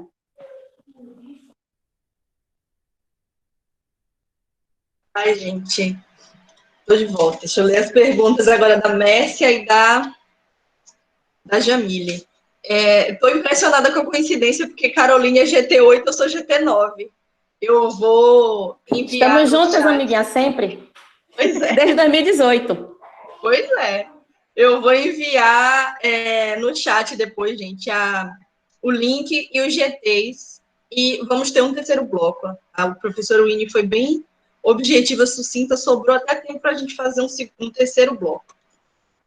Bom, a pergunta de Mércia foi a seguinte: elaborar estratégias capazes de enfrentar o racismo institucional no âmbito da saúde coletiva é um grande desafio, assim como promover a participação de mulheres negras na construção de políticas que atendam verdadeiramente suas demandas e particularidades. Como o conceito de interseccionalidade pode contribuir com a produção de novos saberes para o enfrentamento do racismo? E como utilizar esses saberes para promover a participação política dessas mulheres? Essa foi a pergunta de Mércia. Pergunta de Jamile. Na conjuntura atual, evidencia-se uma grave crise sanitária, na qual a população negra, sobretudo as mulheres negras, são mais vulneráveis, tendo o racismo e o sexismo como fontes centrais de produção de iniquidades em saúde, como diz Jurema Werneck. Foucault utiliza da estratégia do biopoder e traz o racismo como elemento essencial para a escolha do fazer, viver e deixar morrer. Gostaria que você tecesse um comentário sobre a estratégia do biopoder durante a pandemia de Covid-19, principalmente no que se refere à vulnerabilidade das trabalhadoras domésticas nesse cenário.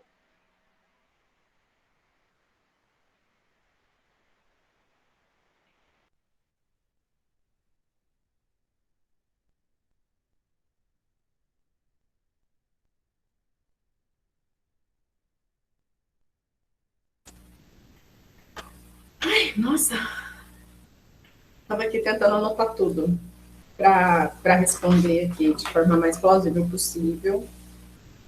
A pergunta da Carolina Ramos. Caroline Ramos, desculpa, muito obrigada pela pergunta. Você também me representa, isso é muito importante, essa representatividade nesses espaços. A gente pensar do saber biomédica, como eu disse ali, daquela porta de entrada das ciências sociais e humanas em saúde, sobre os outros saberes. Essa porta de entrada, ela também não é tão aberta assim quanto a gente imagina. A saúde coletiva, ela vem num processo contra-hegemônico, com esse conjunto de ideias extremamente interessantes, mas também tem diversas questões que têm que ser pautadas e que têm que ser problematizadas, como o Jair Wilson Paim coloca, a crítica tem que fazer parte do DNA dessa saúde coletiva, como a gente viu no começo, e ela tem que continuar com essas problematizações aqui. Para te responder aí sobre essas incongruências dos povos tradicionais, eu acho que, assim, muito... Eu vou dizer isso. Eu vou falar um pouco também da minha experiência pessoal. Eu vivi por um tempo numa cidade no norte do Mato Grosso, uma cidade para aí de 20 mil habitantes, que tinha diversas comunidades indígenas no entorno. Essas comunidades aí, todo mundo às vezes conhece o Raoni, o índio Raoni o cacique, desculpa, dessa cidade, dessas comunidades. E aí eu vinha muito com essa ideia, eu tinha acabado de terminar um mestrado que eu fiz em Portugal, que tinha ali algumas concepções extremamente hierárquicas, e ainda assim pautando num processo aí de colonização muito delicado. O meu mestrado foi em antropologia médica, mas num departamento de antropologia física. Então, essa imposição colonial, essa lógica, estava marcada nas paredes de todo o departamento. Quando eu cheguei nessa cidade, eu vi um hospital onde as mulheres indígenas podiam fazer o parto de cócoras. Eu vi o cacique sendo chamado dentro de um hospital para fazer a pagelança num processo ali de cuidados paliativos de um paciente. Essa prática, vamos dizer, complementar, lá é algo extremamente evidente. Isso me abriu os olhos de uma forma tão surreal para a gente pensar que as PICs funcionam nos lugares que tem que funcionar. Não tô defendendo aqui cegamente isso, mas existem alguns espaços que essa convivência é prática e é plausível e como que eu vou dizer? E ela não é que ela é aceita, ela é esperada nesse sentido. Essa cidade, para mim, foi um exemplo muito grande disso, e da forma como essa prática integrativa pode ser complementar de fato, porque o que a gente vê muito, como você pontuou muito bem, Caroline, essas práticas são vistas aí, colocadas em espaços completamente marginais, assim, quando você vai na UBSF do seu posto, do seu bairro, e aí coloca, por exemplo, sei lá, que você é diabético e você quer pegar um medicamento gratuito naquele lugar. E aí, quando te chamam por exemplo, uma terapia de grupo comunitário, como a gente viu, com os vários benefícios, muita gente ali não tem, eu não tenho tempo para isso. Então, também essa lógica biomédica vai além do biomédico, ela já está incrustada na nossa sociedade de uma forma tão grande que os próprios pacientes e assistidos vão perpetuando essa lógica. Então, o que a gente tem que fazer aqui é tentar desconstruir esse espaço, sabe? É tentar desconstruir, colocar como os aspectos positivos dessas terapias complementares, é tentar sensibilizar, e aí eu falo sensibilização individual, não enquanto, eu falo num processo de conscientização individual, não como um processo de sensibilização em campanhas sobre as PICs, não, mas eu falo uma sensibilização, uma conscientização do indivíduo, do profissional, quanto essa melhoria. E aí, isso também tem que caber dentro dos currículos acadêmicos, isso tem que caber dentro desses espaços de formação, de produção de conhecimento, que ainda é muito centrado nessa hegemonia biomédica. A próxima questão da Mércia, não sei se eu consegui te responder, assim, de uma forma muito clara, assim. Gente, a questão da Mércia eu perdi o finalzinho, é sobre as estratégias de enfrentamento, assim, das mulheres negras na construção de políticas. Como trazer essas mulheres negras na construção de políticas. Essas mulheres, elas já estão nessa construção de políticas dos primórdios ali da reforma sanitária. Essas mulheres negras, elas estão ali, mas aí eu digo que onde elas estão, muitas vezes, é o espaço marginalizado, mas elas estão lá dentro. E aí eu coloco aqui a importância, por exemplo, de Sueli Carneiro, a importância de Jurema Werneck na consolidação dos direitos reprodutivos das mulheres negras no Brasil. Assim. Então, essas estratégias de enfrentamento, esse processo de chamar essa população, essas mulheres negras para a luta, vamos dizer assim, para essa construção de políticas, vem pautado nessas ancestrais que tem ali as contemporâneas nossas, de Sueli, Jurema, e que vão ficar, sabe? Vão ficar com a gente, com as outras que vão vir. Mas essa estratégia, ela já está...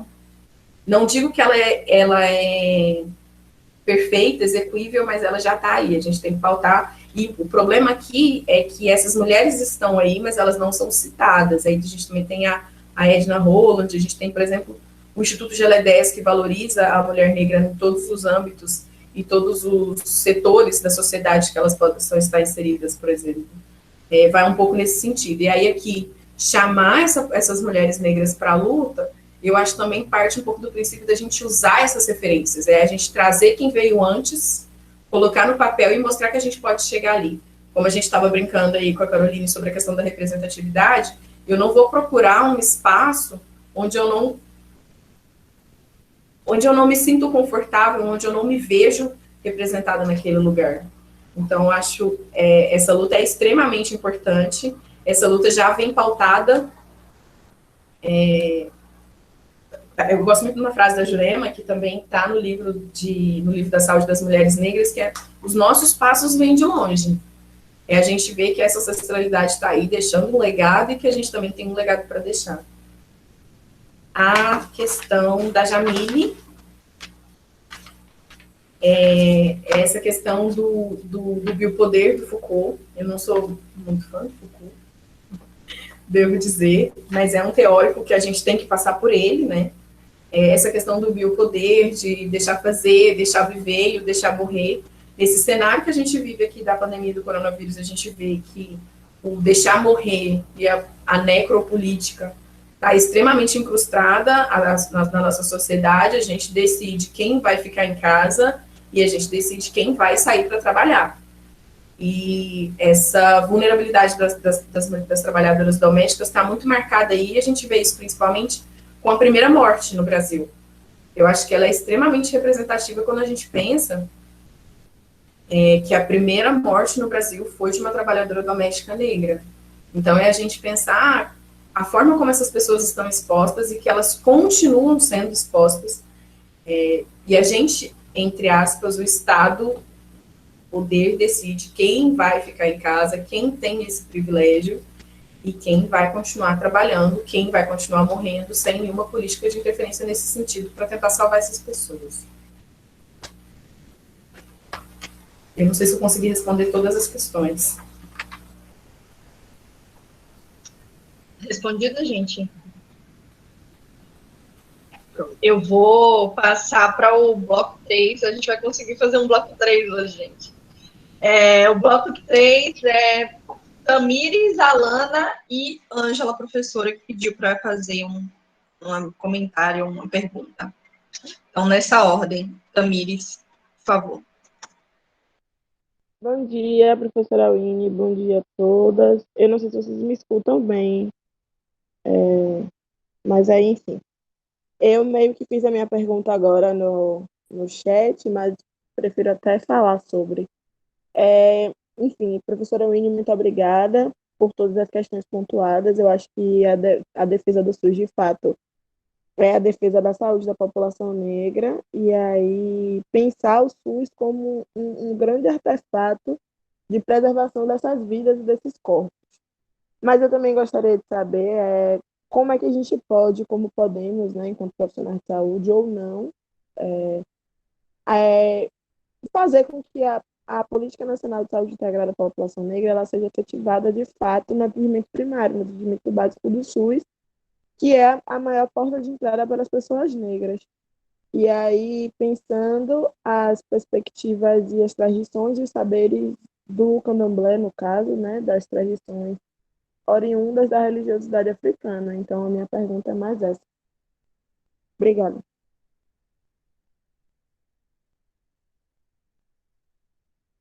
Porque a Alana é a próxima. Bom dia a todos e a todas. Obrigada, professora Winnie. Adorei a apresentação. O tema da saúde sempre é muito instigante para mim, porque eu trabalhei um bom tempo, né, na política de saúde, e eu comecei a ler o artigo sobre o racismo, né, e falando da questão da Política Nacional de Saúde da População Negra, que prevê a capacitação dos profissionais de saúde no que se refere na promoção de mudanças de comportamento de todos os profissionais. No entanto, percebemos que isso quase não é visto na prática, pois as ações elas continuam se reproduzindo baseadas nesse modelo hegemônico. Além disso, apesar de ter sido inserido o campo de raça, cor, nas informações de saúde, eu falo até por experiência própria, por já ter trabalhado no sistema de informação de saúde. E isso também é pouco utilizado pelos profissionais, dificultando o acesso das informações necessárias para o conhecimento dessa realidade. Já vi muitos profissionais colocando, inclusive, de forma ignorada, né, essa informação. Dessa forma, como fortalecer essas ações em pleno contexto de pandemia, visto que evidenciou mais ainda as desigualdades, especialmente a dificuldade de acesso da população negra nos espaços de saúde? Ok, obrigada, Alana. Passo a palavra, então, para a última pergunta, que foi a professora Ângela Brito.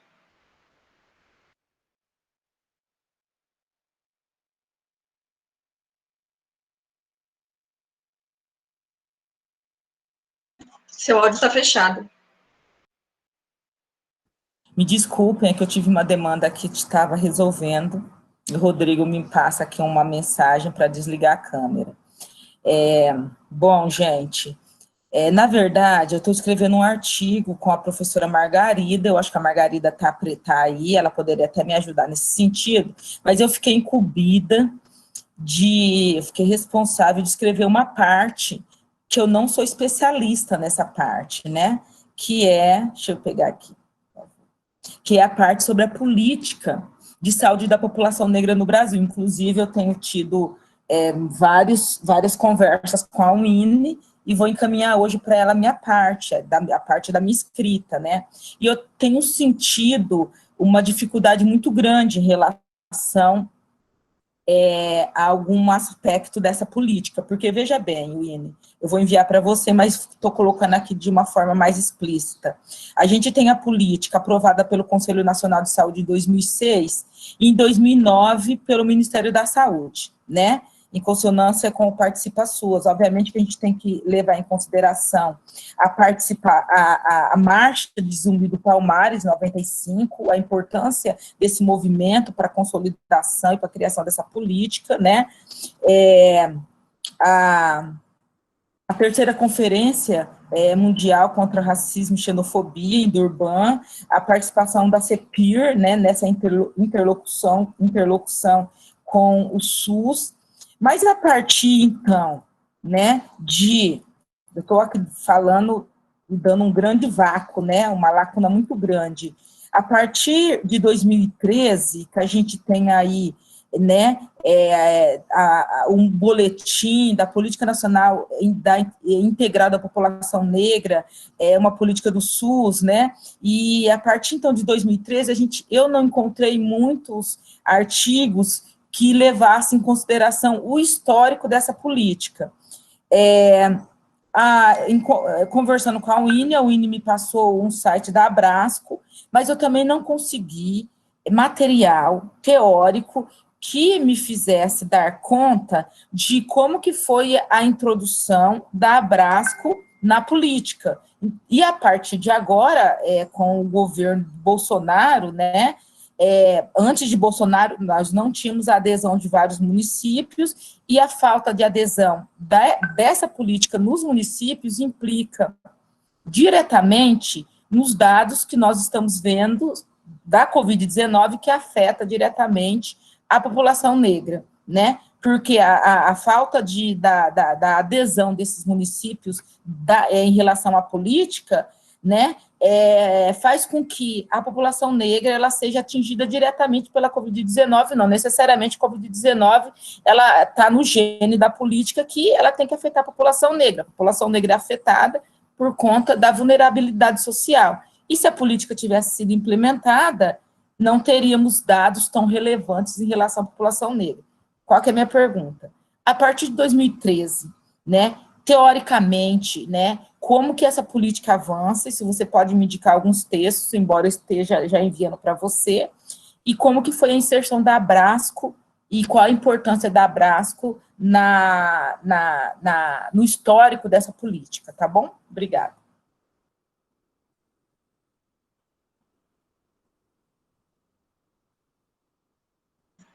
Pronto, encerramos o bloco. Para a professora Winnie responder.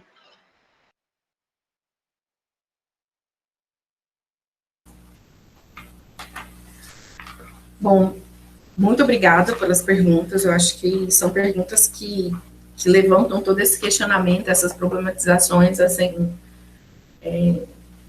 para todo mundo, inclusive para mim, sabe? Me faz refletir muito mais e levantar algumas questões que para mim já tinham sido, assim, definida, entre aspas.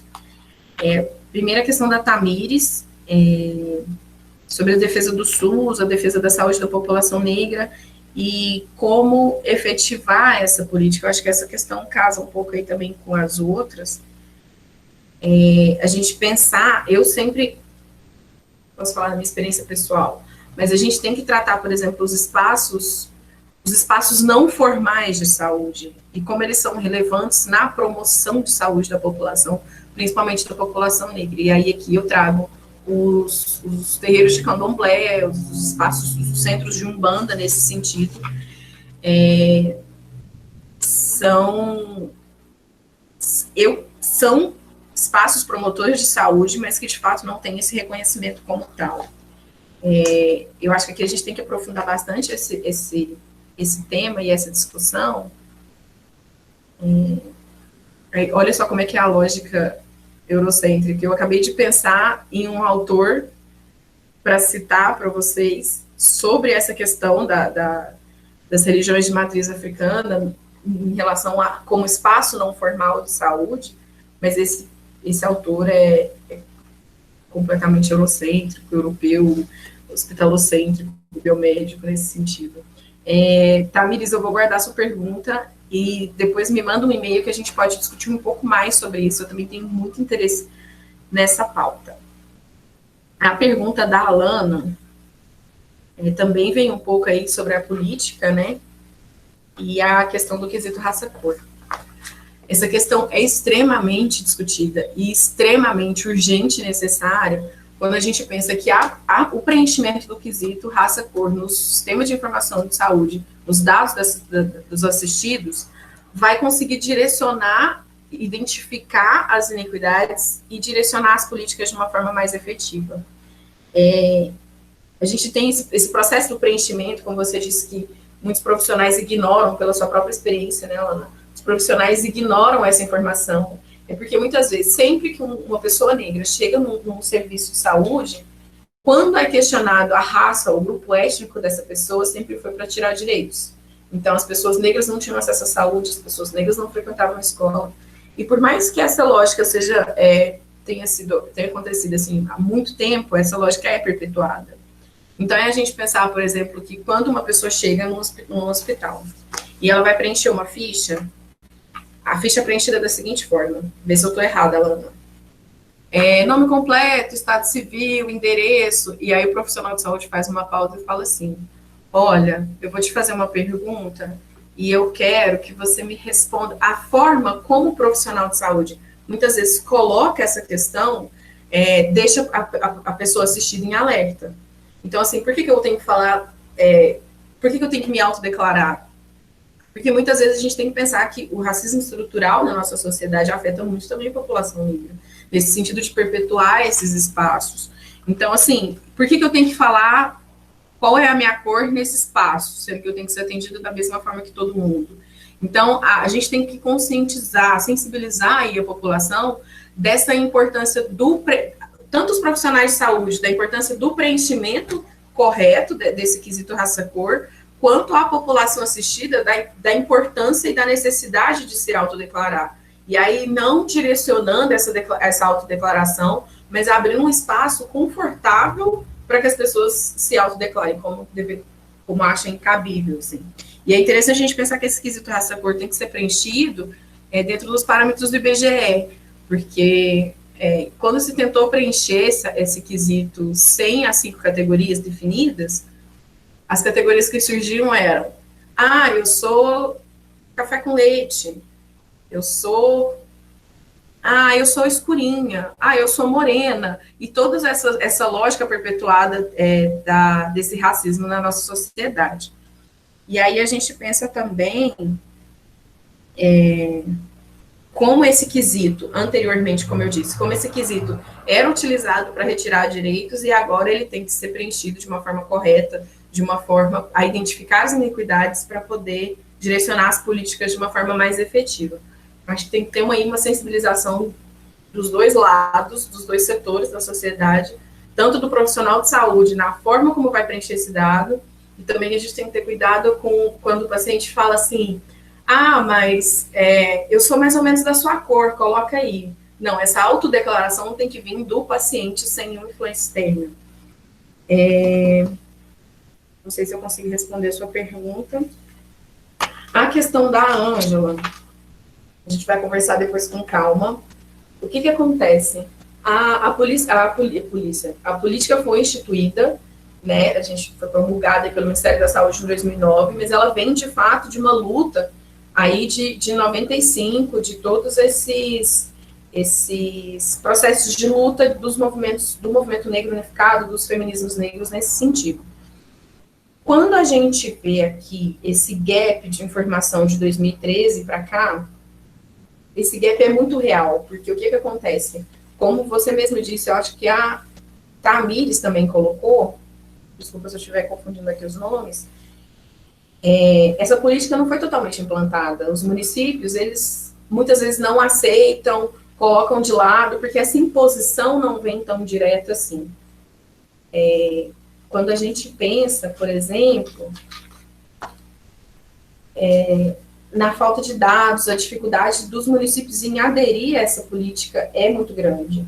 Então, de 2013 para cá, eu posso dizer assim, eu também não tenho dados muito concretos sobre isso, mas eu te falo que a Abrasco surge nesse cenário Abraço, Associação Brasileira de Saúde Coletiva, porque ela tem um GT de racismo e saúde. E os coordenadores, os pesquisadores envolvidos nesse GT são, em sua grande maioria, os pesquisadores que conseguiram consolidar essa política enquanto política do Ministério, enquanto política nacional do Ministério da Saúde. E hoje, atualmente, esse GT trabalha como uma forma de fiscalizar, como uma forma de tentar entender esse processo de implantação da política no Brasil e sobre também a produção acadêmica em relação à política. Então, eles têm esse papel crucial aí da Abrasco, embora também tenha as suas questões hierárquicas e tudo mais, mas tem esse papel fundamental em tentar consolidar, tentar fiscalizar, tentar discutir o que está sendo feito e falado sobre essa política nesses espaços. E aqui eu também cito não só a Abrasco, como também a Associação Brasileira de Pesquisadores Negros, que traz aí também um grupo especial, uma área técnica sobre saúde da população negra, que também tem esse caráter, assim, de fiscalizar essa política, de ver o que está acontecendo, onde ela é implantada, onde ela não é, qual que são as dificuldades e os empecilhos para a efetividade dessa política.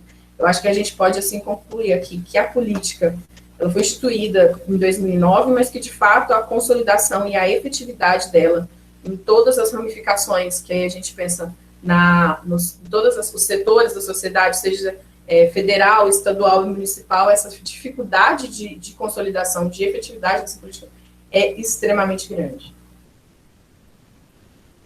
Acho que é mais ou menos isso que eu queria falar em relação a essas políticas. Tamires, vamos conversar depois? E muito obrigada, gente, pelas perguntas de vocês, assim, foram muito enriquecedoras. Estou tentando abrir minha câmera, que não quer abrir. Oi, de novo. Obrigada, professora Winnie, pelas respostas e pela objetividade. A gente conseguiu fazer 3 blocos e ainda estamos dentro do nosso limite de tempo. A exposição foi riquíssima, né? Eu gostei muito mesmo da apresentação e, assim, eu pesquiso mães negras e pesquisei por algum tempo a produção do racismo e da maternidade, o racismo científico e maternidade científica, mas especialmente quando você menciona a questão eu fiz até uma anotação aqui sobre a questão das pessoas negras como secundária. E eu me lembro quando eu pesquisei sobre maternidade, sobre produção científica sobre maternidade, eu não achei nada sobre mulheres negras. Principalmente quando eu estava pesquisando num período de muita produção sobre maternidade, né? Quando os médicos começaram a se apropriar do conhecimento das parteiras, das curandeiras. Sou, inclusive, bisneta por parte de mãe de uma rezadeira e bisneta por parte de pai de uma parteira da cidade de Santo Amaro, do interior da Bahia, e foi muito difícil encontrar alguma coisa sobre isso, né, sobre a maternidade das mulheres negras, uma coisa na área de saúde, que eu encontrava muito era o que a gente já tem encontrado sobre violência obstétrica, muita violência obstétrica que atinge principalmente as mulheres negras. E uma questão em especial, em que eu tenho dialogado muito sobre essa coisa que chegou, uma coisa que foi novidade para mim, que foi a questão do ponto do marido, mais uma forma de violência obstétrica, e eu não ouvi nenhum relato de uma mulher branca que passou por isso. Eu só ouvi relatos de mulheres negras, principalmente mulheres pretas. E isso demonstra mais uma evidência, né, do que a gente discutiu aqui hoje.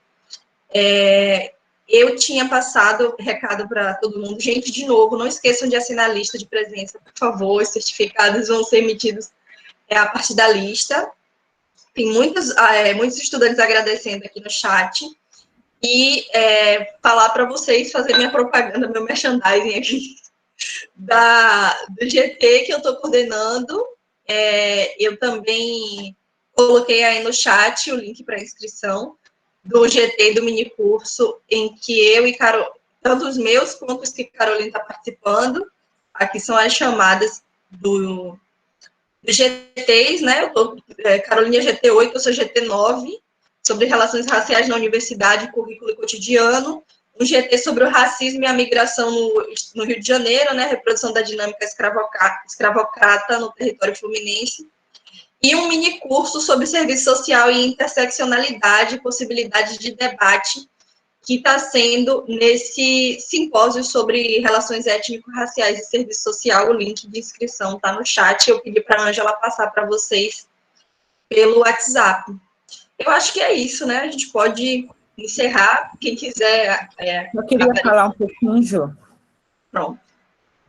Queria mais uma vez agradecer, então, a Juliana, né? Agradecer a presença das professoras, da Marília, da Liz, lá de Coimbra. Ela está aqui linkada com o e-mail da mãe dela, mais a participação da Liz, que é a professora Liz, que também vai dar uma palestra para nós, e agradecer aí a participação dela diretamente de Portugal, enfim, né, da professora Marília, da professora Margarida, e principalmente da professora Winnie, né? Uma coisa é a gente ver a história do SUS contada por pessoas que não colocam o movimento negro como atores, né, importantes nesse processo histórico. E isso é muito importante. Por isso que a gente vê muitas pessoas dizendo para a Winnie que se reconhece nela. Eu também me reconheço em você, Winnie. Muito obrigada. Em seguida, que eu gostaria de falar que as normas para a publicação do livro eu vou enviar hoje para todos os palestrantes, inclusive para você. Eu só estava aguardando a confirmação do professor Bruno Sena, da Universidade de Coimbra. Agradecer muito novamente a sua participação e as colocações objetivas que você fez, que pela primeira vez, objetivas e muito bem né, colocadas, que a gente pela primeira vez conseguimos cumprir um bloco de 3 questões, né? Muito obrigada. Passa a palavra para a Winnie, para ela se despedir, e em seguida a Gabriela vai fazer uma apresentação artística para a professora Winnie. Gente, muito, muito obrigada pelas questões. Como eu disse, esses espaços de discussão, assim, são muito enriquecedores para todo mundo, assim. Eu acho que me tira do conforto de estar sempre sentada aqui escrevendo a minha tese, me faz refletir sobre temas que a gente tem que problematizar mais, mas que talvez para mim já tivesse sido muito clarificado, muito esclarecido, apesar de não gostar dessa palavra. Muito obrigada mesmo, me coloco aí à disposição para todo mundo. Vocês têm já o meu e-mail, ficou aí salvo, posso enviar depois o material da palestra para vocês. Envio depois pela Ângela esse PowerPoint. E agradecer muito todas as questões, toda a participação, a presença de vocês. Foi muito enriquecedor para mim também. Muito, muito, muito obrigada.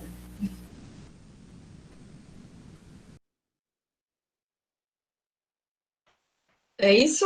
Alguém quer falar mais alguma coisa? Quer se despedir? Agora a Gabriela vai fazer a apresentação. A Gabriela. Bom dia. Bom dia. Eu sou Gabriela Barbosa, e eu fiquei aqui encarregada pela professora Ângela de fazer a intervenção artística.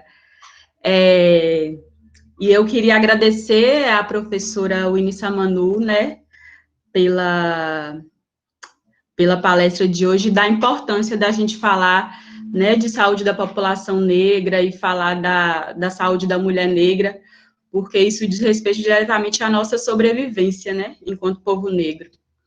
E dizer que eu vou recitar um poema da escritora, né, caribenha-americana Audre Lorde, que é uma escritora feminista, antirracista, mulher negra, mãe, lésbica. E também eu acho que é importante chamar a atenção, né, pensando essa questão da interseccionalidade que a política nacional de integralidade da saúde da população negra preconiza, pensando que eu acho que é importante falar, o entrave que a gente tem, a invisibilidade em torno da saúde sexual das mulheres negras, das mulheres lésbicas e bissexuais, né? E também falar esse artigo que a professora passou, né, que é muito importante, da Jurema Werneck, eu acho que se todos puderem ler, é um artigo muito rico. E eu vou ler um poema desse livro, que se chama A Unicórnia Preta, que foi lançado esse ano, com um compilado de poesias da Audre Lorde, né? E a poesia se chama Uma Litânia pela Sobrevivência. Para aquela entre nós que vivem na margem, de pé sobre limites constantes da decisão crucial e solitária. Para aquela entre nós que não podem se dar ao luxo de abrir mão dos sonhos e de ter escolhas, que amam em vãos de portas, indo e vindo, nas horas entre os amanheceres, olhando para dentro e para fora, ao mesmo tempo, antes e depois, em busca de um agora que possa cultivar futuros, como pão nas bocas de nossos filhos, para que os sonhos deles não reflitam as mortes dos nossos.